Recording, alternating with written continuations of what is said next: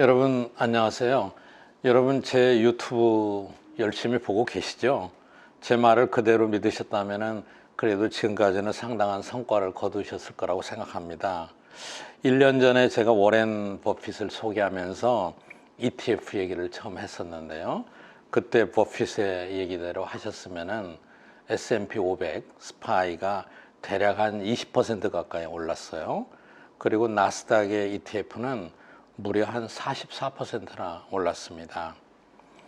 제가 우리 아이 1억 만들기 프로젝트 이런 걸 소개해 드린 적이 있었는데 그대로 진행하셨죠? 상당한 성과가 있을 겁니다. 6%대 배당을 받을 수 있는 안정적인 종목도 하나 소개해 드린 적이 있었죠. 물론 언제 내릴지는 예측할 수 없지만은 아직은 선전하고 있는 것 같습니다. 실제로 2021년을 시작하면서 올해는 백신 디바이드, 백신 양극화가 전 세계에 나타날 거다 이런 전망도 소개되는데 지금 이미 나타나고 있는 것 같습니다.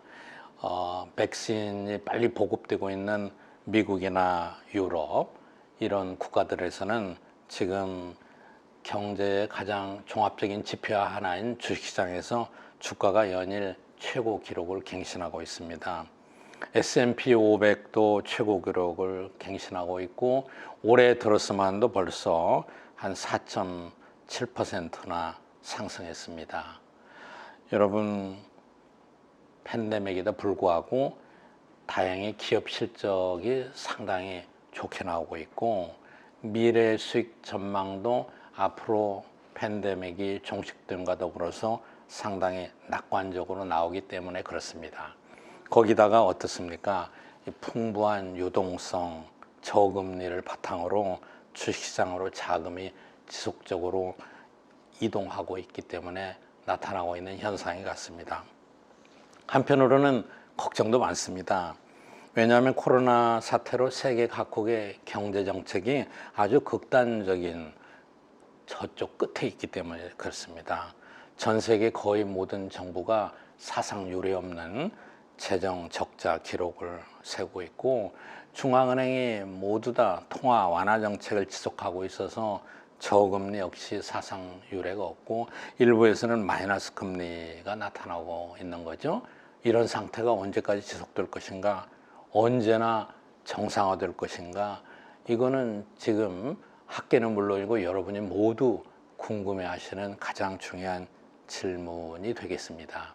실제로 지난 10여 년간 일본, 유럽, 그리고 독일, 스위스 중앙은행은 모두 다 마이너스 금리를 유지하고 있습니다.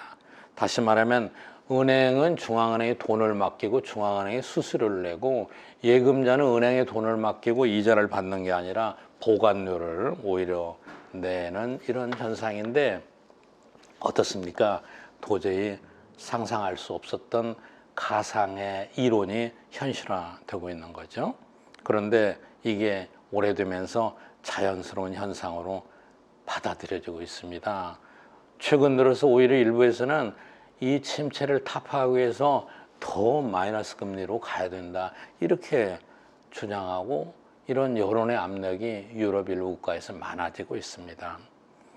이 미국의 FRB와 영국의 뱅크 오브 잉글랜드, 영란은행도 마이너스 금리로 가지 않으려고 많은 노력을 해왔습니다만은 영국은 더 못 버틸 것 같은 생각이 듭니다. 이 정부의 부채를 보면은 역시 심각합니다. 세계 각국의 정부 부채는 GDP의 무려 12%에 달하고 있는데 2008년에 세계적인 금융위기가 났을 때 부채가 GDP의 2%였어요. 그런데 지금 12%니까 엄청나게 증가한 거죠. 이것은 미국의 경우를 보면은 2차 세계대전 이후에 정부 부채와 GDP 비율이 가장 높은 상태가 됐습니다. 여러분 우리나라도 재정 적자 부채가 많아지는 것은 다 알고 계시고 다음 기회에 한번 자세히 설명을 드리겠습니다. 그런데 이런 상황에서도 경제학자들은 아직은 부채를 크게 걱정하지 않고 있습니다. 단기적으로는 적어도. 왜냐하면은 경제가 더 심각한 공황이나 침체로 빠지는 것을 미연에 방지하기 위해서 할 수 없다. 이거를 그대로 놔두면 더 큰 심각한 위기에 처할 수 있다. 이런 생각이 있고, 두 번째는 지금 사상 최저금리를 유지하고 있기 때문에 정부도 역시 돈을 빌리는 비용이 과거에 비해서 그렇게 비싸지 않습니다.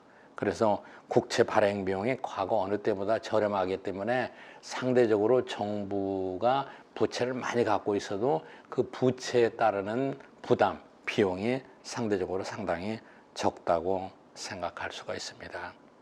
물론 정부 부채는 경제가 쉽게 회복되지 않고 이런 상태로 오래 지속되거나 또 조세 수입이 급격하게 감소하거나 또 우리가 예상치 못했던 외부의 다른 큰 충격이 발생하면은 앞으로 큰 문제가 될 수가 있는 것이죠. 그리고 실제로 이 정부의 천문학적인 재정 지출로 팬데믹으로 인한 경제 실상이 많이 가려져 있는 것도 사실입니다. 그러나 팬데믹이 점차 회복되면서 정부 주도의 일자리 정책이 줄어들고, 그리고 금융 완화 정책도 이제 금융 긴축으로 서서히 바뀌게 된다면은 엄청난 고용난과 실업, 그리고 기업의 도산, 이런 우려가 크게 등장하지 않을 수가 없습니다. 그렇기 때문에 이런 걱정 때문에 혹시 팬데믹이 종식된다 할지라도 쉽게 경기 자체가 단기간에 회복되기도 어렵고, 또 정부가 쉽게 재정 축소나 금융 긴축을 고려하기도 어려운 것이 사실입니다. 실업률이 높고 경기가 침체하면서 인플레이션이 나타나지 않을 가능성도 높습니다. 이런 여러 가지 상황을 종합해 본다면은 지금과 같은 저금리는 상당 기간 지속될 것 같고, 재정 확대 정책도 쉽게 거둬들이기 어려울 것 같습니다.